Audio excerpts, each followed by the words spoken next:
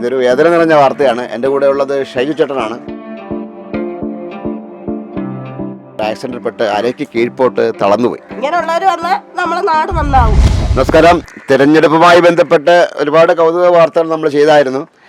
ഇത് കൗതുക വാർത്ത എന്ന് പറയാൻ പറ്റില്ല, ഇതൊരു വേദന നിറഞ്ഞ വാർത്തയാണ്. എൻ്റെ കൂടെ ഉള്ളത് ഷൈജു ചേട്ടനാണ്.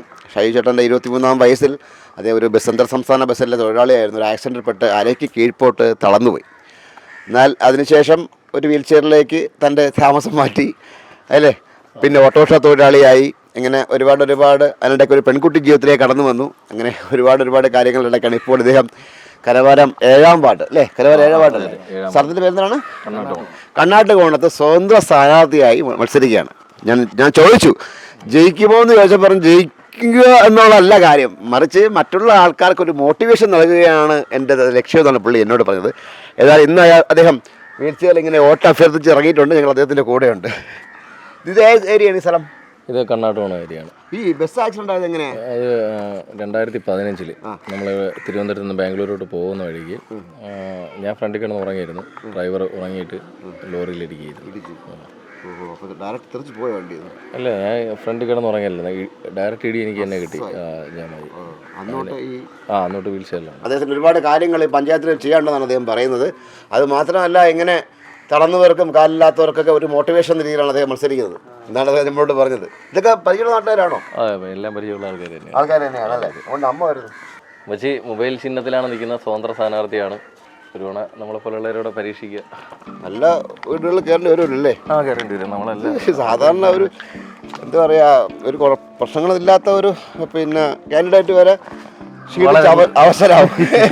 അപ്പം നിന്റെ കാര്യം ഞാൻ പറയേണ്ട ആവശ്യമില്ല. അപ്പോൾ നമ്മുടെ ചിഹ്നം മൊബൈലാണ്, സ്വതന്ത്ര സ്ഥാനാർത്ഥിയാണ്. ഇതിന് ഒരുപാട് കാര്യങ്ങളൊക്കെ ചെയ്യാണ്ടെന്നാണ് പറയുന്നത്. ജയിച്ചു കഴിഞ്ഞാൽ എന്ത് ചെയ്യും പറ? ഇങ്ങനെയുള്ളവർ വന്നാൽ നമ്മളെ നാട് നന്നാവും. മറ്റുള്ളവർ വന്നാൽ നമ്മളെ നാട് നശിച്ചോണ്ടിരിക്കേ ഉള്ളൂ. ഒന്നിനും ഒരു ഇതും ഇല്ല. ഇതേ ആൾക്കാരാണെന്ന് തോന്നുന്നു.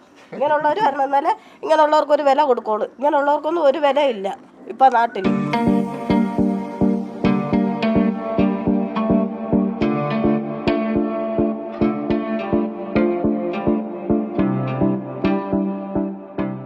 സ്വതന്ത്ര സ്ഥാനാർത്ഥിയാണ്.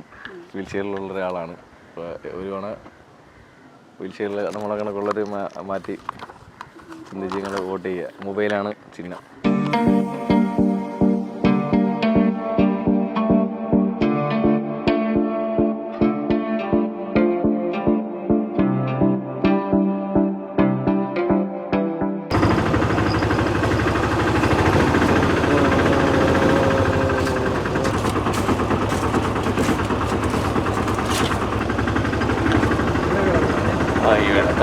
പറഞ്ഞു നോട്ടീസിലും പറഞ്ഞും കേട്ടിട്ടുണ്ടോ തോട്ടയ്ക്കാട്ടുള്ളത്?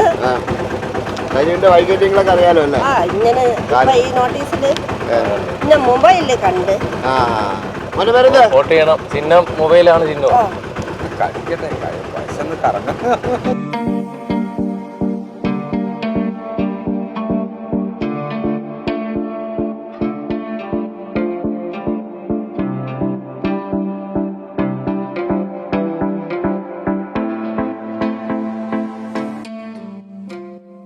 ഷൈജുവിൻ്റെ പ്രിയപ്പെട്ട പ്രിയതമ ആതിര ഇപ്പം നമ്മോടൊപ്പം ഉണ്ട്.